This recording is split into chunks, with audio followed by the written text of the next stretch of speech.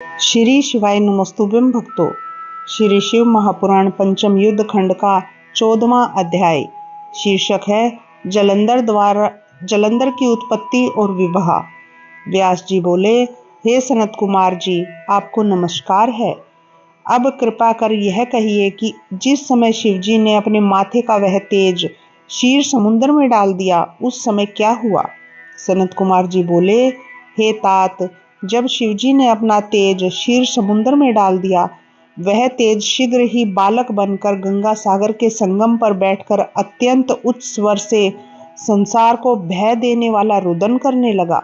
समस्त देवता और मुनि व्याकुल होकर लोक पितामह ब्रह्मा जी की शरण में गए। सबने मिलकर के ब्रह्मा जी से कहा, हे पितामह, यह तो बड़ा ही भयंकर समय उपस्थित हुआ है।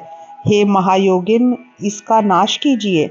देवताओं की ऐसी बात सुनकर ब्रह्मा जी उस बालक को देखने आए। समुद्र ने ब्रह्मा जी को आते देखकर उस बालक को उठाकर अपनी गोद में उठा लिया, उनकी गोद में दे दिया। जब विस्मित हो ब्रह्मा जी ने पूछा, हे सागर, तुम शीघ्र ही कहो कि यह बालक किसका है।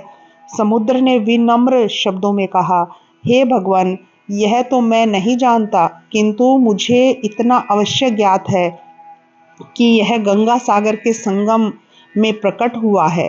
अतएव हे जगत के गुरु, आप इस बालक के जात कर्मादिक संस्कार कीजिए।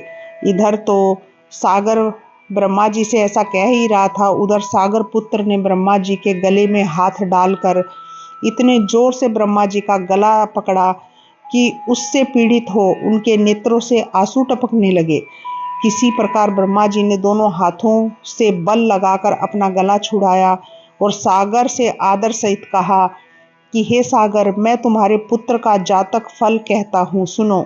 मेरे नेत्रों से यह जल निकला है, इस कारण इसका नाम जलंधर होगा।